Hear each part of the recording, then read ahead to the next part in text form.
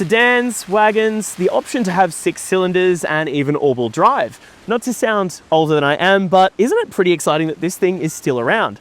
It's the new A5 and S5, and it sort of replaces the A4, but I'll get to a little bit more detail on that soon.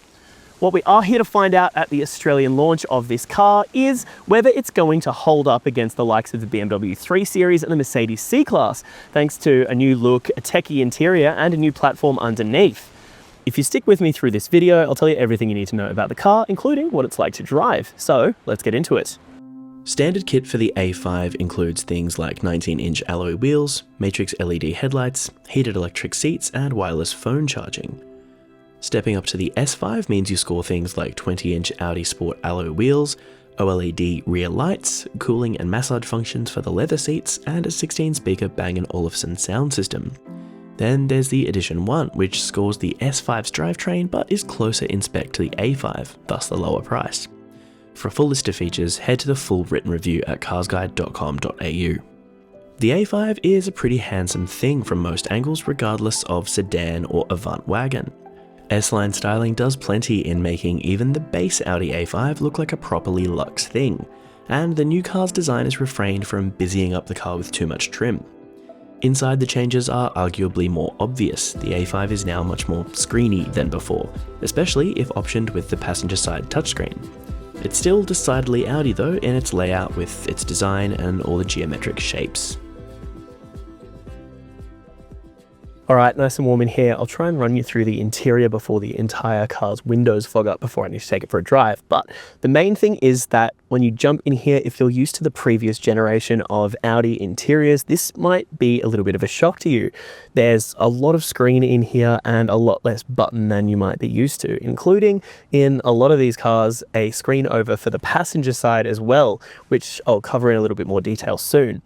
Basically, this is Audi's digital stage, as they call it, and it looks a little bit overwhelming at first, but once you start digging into the tech of it, it's actually a little bit familiar in terms of the way that the software works. You've still got probably some familiar shortcuts, buttons and things you might be used to if you've had an Audi before. Similarly, the Audi virtual cockpit is kind of a little bit different to how it used to be. You no longer have that same sort of setup that mimics a traditional style sort of dials situation, but it still works. It still shows you what you might need to know, and it's nice and clear. It's a little bit customizable. It's not too confusing. I think once you spend a little bit of time with it, it's actually a pretty good thing. Some of the main things I'll point out in the interior are the way that the materials are used. So for example, in this S5, there's this dynamic sort of microfiber cloth that spans the width of the dash. It's got these nice Napa leather seats, and there's a couple of options as well. For example, I've got some Bang & Olufsen speakers in the headrest behind me, which I think brings the total speakers in this car to 20. There's also a sunroof which has these kind of fake frosted glass panels. So for example, I know that the car is quite fogged up now, but you might have been able to see the car kind of making it look like it's got the sunroof opening and closing, which isn't as good as a physical cover in my opinion, but it is pretty cool. But of course, the main thing that I can show you in here is that the space is pretty comfortable. I mean, this steering wheel is electrically adjustable, so is the seat. Both are able to be positioned into a nice spot for me to drive, either in sort of a relaxed way or, you know, if I want to be a little bit closer to the steering wheel for some more dynamic driving. I'm 5'11", and obviously I've got heaps of headroom. I've got my seat quite low, which is the position I sit in. Shoulders, elbows, all have like nice room or somewhere to rest, and everything in the car is sort of within reach. I don't have to like lean to get to the other side of the screen. All of the, gear shifter and cup holders, this little space down here under the armrest, all kind of nicely positioned and well thought out. Even the phone charger is a little bit angled away from the driver so that if the screen lights up, it's not going to be a distraction. So from the driver's seat where I'm sitting, I can only just reach this screen, which is sort of not what I'm supposed to be doing. But the really important thing about it is that if the passenger does, say, download something to watch a video on, the screen will turn into privacy mode. And from over here in the driver's seat, I won't be able to see what's on the screen. It won't become a distraction, which I think is a pretty handy safety feature. Behind my own seating position, it's pretty comfy back here. The relatively long wheelbase means that I have enough leg room, even though that I've got that seat kind of low. There's a little bit of toe room under there as well. So for quite a while, I reckon I could sit back here on a little bit of a long trip. My seat is also currently warming me up. There's individual controls for each side of the air conditioning as well, even though there's only one temperature control. I've got nice armrests. They're pretty even and sort of rest at a nice level for my height. The cup holders don't sit in the way of your arm, and there's also a little bottle spot on the door here as well.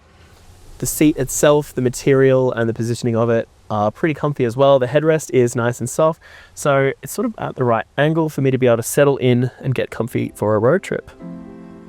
There are two drivetrains in the lineup at present, one being the A5's 4-cylinder turbo-petrol engine.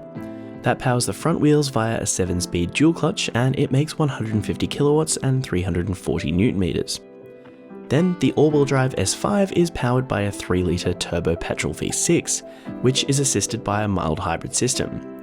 That produces 270 kilowatts and 550 newton meters, and also sends that through the same 7-speed dual clutch.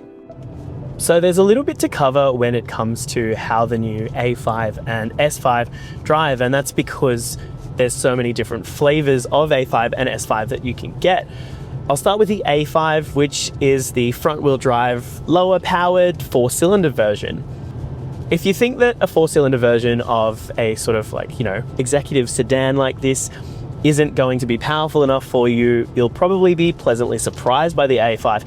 I'm not saying that it's a rocket ship or anything to that degree, but because it's a lot lighter than the all-wheel drive S5, it feels a lot more lively as well.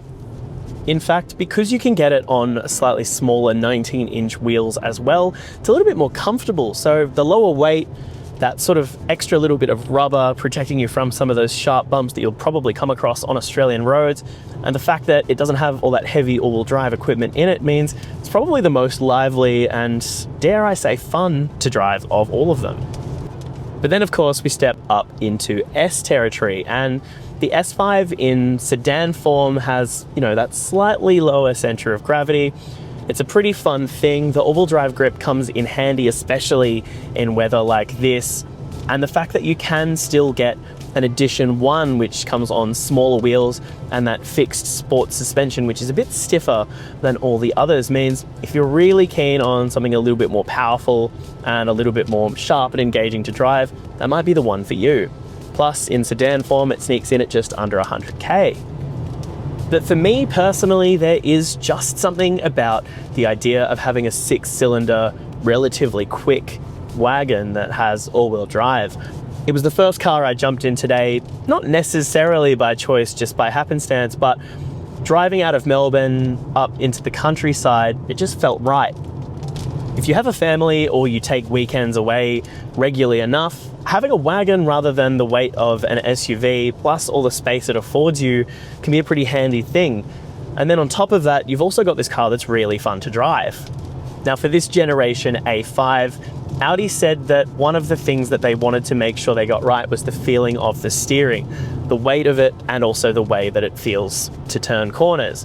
It's pretty accurate, it feels right, and even though this car doesn't exactly get rowdy, it just kind of does everything right, and that's a pretty impressive thing.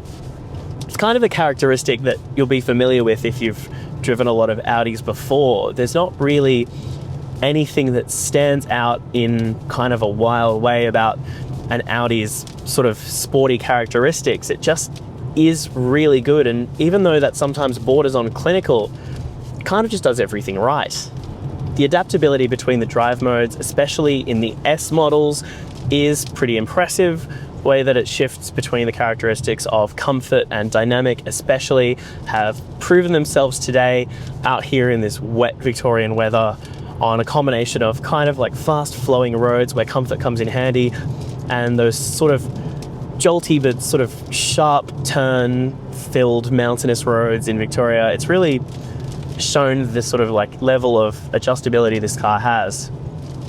If you live close to the city and you're worried about things like light rail tracks or tram tracks, we've driven over some level crossings and some fairly rough surfaces in these things today, and I'm happy to say that the suspension does a pretty good job of soaking up sharp bumps and avoiding letting big sort of crashing feelings into the cabin. Audi claims the A5 uses 6.9 litres of fuel per 100 Ks, but it's the S5's figures that might surprise you. An impressive 7.1 litres per 100 Ks is what Audi says, That's in sedan form, but in Avant it's 7.2 litres. The A5 and its S5 variants share the same safety features, with the full suite of Audi's more than 30 safety and driver assistance systems standard across the lineup. The A5 has 9 airbags and has been crash tested by Euro NCAP, the firm awarding it 5 stars. It's got plenty going on, including driver attention alert, seatbelt reminders, tyre pressure indicators, adaptive cruise control, and lane departure warnings. But if you want the full list of safety features, check out the full review at carsguide.com.au. Fortunately, when it comes to active safety and the things that might normally get a little bit distracting while you're in the car, the safety systems in the Audi A5 and S5 are pretty unobtrusive. They only really intervene when they need to. I'm talking about things like the beeps that you might get in some cars if it thinks you're not looking at the road enough, the kind of annoying intervention that sometimes lane change systems do, and even that little alarm that you get if you exceed the speed limit by 2Ks, particularly annoying when you're overtaking. The Audi doesn't do any of that, and even its systems that do actively work only kind of work when they need to, or if you turn them on. Its lane keep is pretty well calibrated. Its active cruise control keeps a safe distance from the car in front and does sort of everything predictably, which is what you want, and it makes you feel safe when you're on the highway. Audi's 5-year unlimited kilometre warranty is starting to fall behind the curve of the industry standard, but customers can opt to purchase extra years of warranty at a maximum of 9 years. This also applies to roadside assist and prepaid servicing, the latter of which Audi offers 5-year packs for. Servicing intervals for the A5 come in at every 15,000 Ks or 12 months. The Audi A5 remains a convincing option in the premium mid-size sedan category. Even in its base spec, it's a lovely thing to drive and adds enough new kit to be a reasonable option when it comes to value. But for the heart over head types, the S5 is fast and fun while remaining a comfortable cruiser. We should all want a big powerful wagon in our lives. It's also hard to go past the value on offer in the S5 Edition 1 while that's available. Whichever flavour you're looking at, know that you might not always stand out, nor will the car blow you away in any one area. But if the new A5 is on your shopping list, well, it's far from a wrong decision.